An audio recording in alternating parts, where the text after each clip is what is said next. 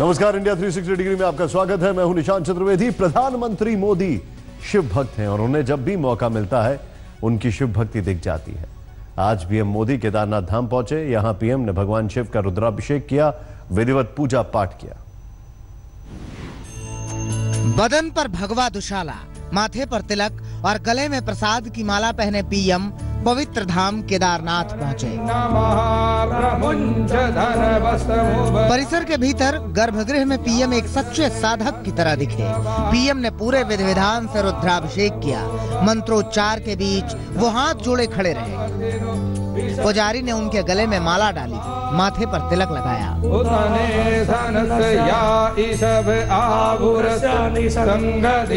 पूजा में जो भाग लिया है, प्रतिभाग किया है प्रधानमंत्री जी ने, बिल्कुल शांति से और एक मन लगा करके, मतलब जैसे भगवान उनको साक्षात दर्शन दे रहे होंगे, ऐसा हमको लगता प्रतीत होता था। इससे पहले सुबह पर्वत शिखरों के ऊपर से उड़ता प्रधानमंत्री का हेलीकॉप्टर हिमालय की गोद में उतरा।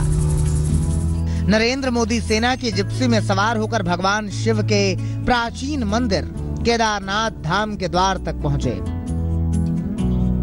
हमने कहा था कि आप अपनी मनोकामना बोलिए और बिल्कुल उन्होंने मनोकामना बोली है। हमने उनके लिए जो प्रसादी देना था वो प्रसादी दिया है और बिल्कुल प्रभु कृपा से वो हमेशा सतत भारत के इतिहास को आगे बढ़ाते रहेंगे।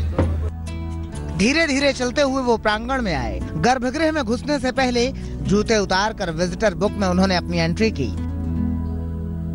बहुत अच्छे माहौल में थे, बहुत प्रसन्न थे, बहुत खुश थे और बहुत चेहरे पे तेज चमक रहा था उनकी भी। और केदारनाथ जी का चंदन उनको मस्तक पे लगाया। उसके बाद तो एकदम बिल्कुल बहुत ही सुंदर दिखाई दे रहे थे। मंदिर से बाहर निकलकर नरेंद्र मोदी ने लोकप्रिय प्रधानमंत्री का धर्म निभाया।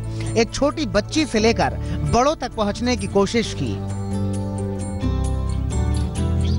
यहाँ पीएम नरेंद्र मोदी को मंदिर की एक रेप्लिका, कुछ पारंपरिक टोपियां, शॉल, अंगवस्त्र और मोती की माला भेंट दी गई। इसके बाद मंदिर के बाहर उनकी एक झलक पाने को बेताब भीड़ का अभिवादन स्वीकार करते हुए पीएम ने हाथ हिलाया, मुस्कुराते हुए सबका धन्यवाद किया। मंदिर के बाहर स्थापित नंदी की परिक्रमा की और आखिर में सबको विदा कहते हुए वापसी के रास्ते पर लौट चले। संजय शर्मा, केदारनाथ धाम, आज तक। शिव की सर्वोच्च साधना के बाद पीएम हरिद्वार पहुंचे। हरिद्वार में पीएम मोदी ने पतंजलि के आयुर्वेदिक रिसर्च इंस्टीट्यूट का उद्घाटन किया। यहां पीएम मोदी का जोरदार स्वागत तो हुआ ही, साथ ही बाबा रामदेव ने पीएम को राष्ट्र ऋषि की पदवी दे दी। पूरे पतंजलि योगपीठ और भारत की अध्यात्म सत्ता की ओर से, पूरे राष्ट्र की ओर से आज हम आदरणीय श्री प्रधानमंत्री जी को राष्ट्र ऋषि के रूप में सम्मानित कर रहे हैं। रिसर्च इंस्टीट्यूट में योग गुरु की पहली रिसर्च है ये। कहने के लिए वैदिक परंपरा में 7 प्रकार के ऋषि होते थे। 8वां बाबा रामदेव की खोज से पीएम को बता दिया गया। पीएम मोदी के लिए बाबा रामदेव के शब्दों में शहद टपक रहा था। वो पीएम की तारीफ का पुलिंदा नहीं, पुल बना रहे थे। तारीफ पे तारीफ, तारीफ पे तारीफ, तारीफ पे तारीफ। भारत ने इन 70 वर्षों में अहर्निश अखंड प्रचंड पुरुषार्थ करने वाला पहला महामानव देखा है। हम पुनः अभिनंदन करते हैं ऐसे कर्म योगी का। हमारे मोदी जी जैसा महान नेतृत्व, जब तक उनका आशीर्वाद इस देश के ऊपर है, तब तक न बाबा गिरेगा न देश गिरेगा। तारीफों का जो पुल बना, उससे पीएम ऐसा पुलकित हुए कि उन्होंने भी रामदेव की भरपूर प्रशंसा की। मुझे पता नहीं था, बाबा ने सरप्राइज दे दिया। बड़ी भावुकता के साथ मैं स्वामी जी का,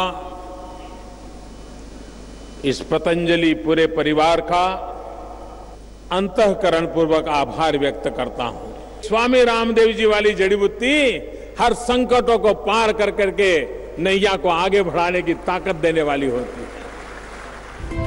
इसके पहले जब PM Modi Ayurvedic research centre का उद्घाटन करने पहुंचे तो उनका भव्य स्वागत हुआ। पीएम ने रिसर्च इंस्टीट्यूट का उद्घाटन किया। इसके बाद पीएम को बाबा रामदेव ने इंस्टीट्यूट घुमाया। मंच पर पीएम के स्वागत में प्रशस्ति गान गाया गया।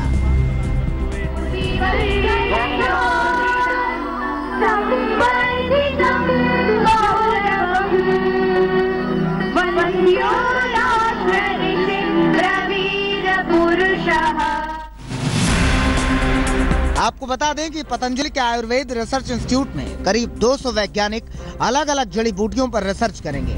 आयुर्वेद रिसर्च इंस्टीट्यूट के साथ बाबा रामदेव ने एक हर्बल गार्डन भी तैयार किया है।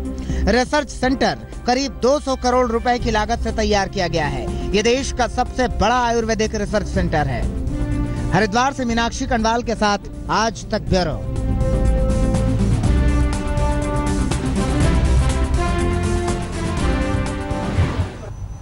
उधर मुख्यमंत्री योगी ने बीजेपी के नए विधायकों को शासन और शालीनता का पाठ पढ़ाया। अभी हम सबको बहुत कुछ करना है। इतने बड़े लोकतंत्र के अनुरूप उत्तर प्रदेश को बनाने के लिए जो कुछ किया जाना चाहिए, मुझे लगता है कि उस प्रकार का आचरण अगर हमारे सदन में होने लग जाएगा तो सचमुच उत्तर प्रदेश की तकदीर भी और तस्वीर भी बदलने में कोई देर नहीं लगेगी। विकास की योजनाओं में बिना किसी भेदभाव के जहां आवश्यकता है, न जाति, न मत, न मजहब, न लिंग, किसी प्रकार का कोई भेदभाव नहीं, वहां तक पहुंचना चाहिए। लेकिन एक अवसर आपके पास तब आएगा जब विधानसभा में आपकी उपस्थिति होगी। जब हम सदन में अपनी कोई बात रखें तो रखी जाने वाली बात नियमों के दायरे में हो, एक निश्चित मर्यादा में हो। हमारा शिष्टाचार और हमारी सदा संहिता वहां पर कहीं भी हमारे धैर्य को खोते हुए न दिखती हो। एक बड़ी योजना गोरखपुर को मिली, यानी हम विपक्ष में थे लेकिन सदन में मंत्री के द्वारा कही गई बात, वह मंत्री को उस कार्य को करना पड़ा और एक बड़ी योजना गोरखपुर में आई। लेकिन हमने कभी भी नियम के दायरे के बाहर जाकर के कोई बात नहीं कही। हमने चुनाव में कुछ भी कहा हो, किया हो, लेकिन सरकार किसी के साथ अन्याय नहीं होने देगी और किसी प्रतिशोध की भावना के साथ किसी को कार्य भी नहीं करने देगी। हमारा पक्ष न्याय का पक्ष होगा, अन्याय किसी के साथ नहीं, लेकिन कहीं भी किसी को कानून को हाथ में लेने की छूट भी नहीं।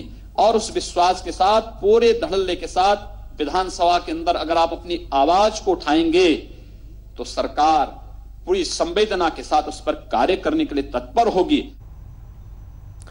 क्या आम आदमी पार्टी का संकट सुलझ गया है या पिक्चर अभी बाकी है? कुमार विश्वास के तेवर के आगे झुकते हुए आज आपने अपने विधायक अमानतुल्लाह खान को पार्टी से निकाल दिया, लेकिन अमानतुल्लाह के बागी तेवर बरकरार हैं। अभी निर्णय लिया गया है कि अमानतुल्लाह खान को पार्टी की मेंबरशिप से सस्पेंड किया जा रहा है और उनके इस एक्शन, उनकी जो बयानबाजी थी उसको लेके एक कमेटी बनाई गई है कि उनको क्या कहना है, क्या उसके फैक्ट्स हैं, क्या वो कहना चाहते हैं। आखिरकार कुमार विश्वास की मांग के आगे केजरीवाल को झुकना ही पड़ा। विश्वास की जिद को पूरा करने के लिए ओखला विधायक अमानतुल्लाह खान की तो छुट्टी हुई ही, उपहार में राजस्थान का प्रभार भी सौंप दिया। कुमार विश्वास को और सक्रियता देने के लिए राजस्थान का प्रभारी पीएससी की तरफ से नियुक्त किया गया है। राजस्थान किसको कुमार विश्वास, ताकि राजस्थान में जो आने वाला चुनाव है वो इनके प्रभार के रूप में लड़ा जा सके, ये वहाँ संगठन पार्टी को खड़ा करें।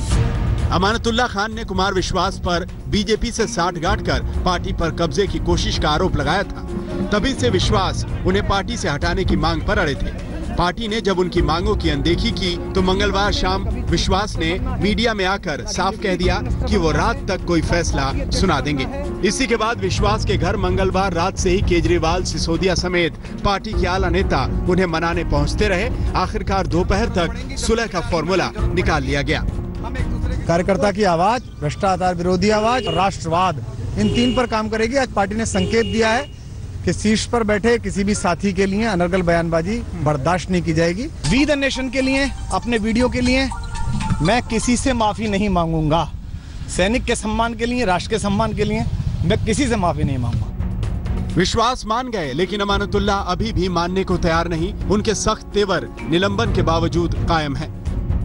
नहीं, अभी पता लगा मुझे, और जैसे वो मैंने यही इसीलिए बनाया कि जो मैंने स्टेटमेंट दिया था कुमार विश्वास जी के खिलाफ और उसके क्या आधार हैं, तो वो कमेटी जब बुलाएगी मुझे तो मैं जाऊंगा और मैं रखूंगा किस बुनियाद पर मैंने स्टेटमेंट दिया था, क्या दिया था। तो मैंने जो पार्टी के लिए बेहतर समझा वो मैंने स्टेटमेंट दिया।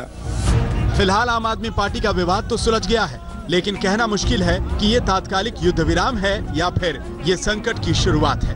रविशपाल सिंह के साथ पंकज जैन, दिल्ली, आज तक। कश्मीर में हालात दिन ब दिन बिगड़ते जा रहे हैं। एक तरफ पत्थरबाजी पर लगाम नहीं लग रही है, तो दूसरी तरफ आतंकी लगातार बैंक लूट की वारदात को अंजाम दे रहे हैं। घाटी में 3 दिन में आतंकियों ने 3 बैंक लूटकर सनसनी फैला दिया।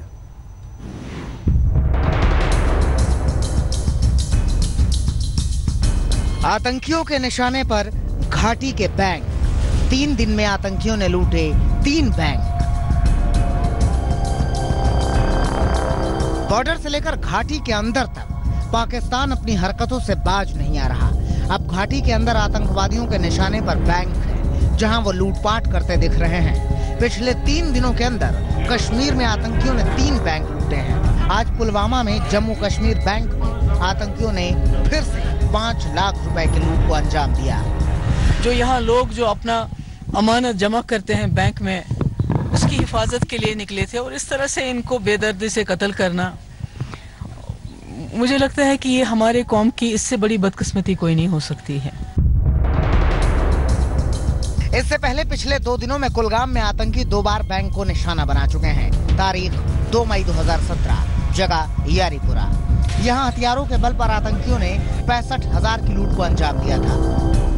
तारीख 1 मई 2017, जगह कुलगाम। यहाँ आतंकियों ने जम्मू कश्मीर बैंक की वैन पर हमला बोला था। हमले में 5 पुलिसकर्मी और 2 बैंक कर्मी शहीद हो गए थे। आतंकियों ने रुपयों के साथ हथियार भी लूटे और फरार हो गए। हमले की जिम्मेदारी हिजबुल ने ली थी। मतलब साफ है कि आतंक के रास्ते में आर्थिक जरूरतों को पूरा करने के लिए आतंकियों के निशाने पर अब घाटी के बैंक हैं। आज तक ब्यूरो।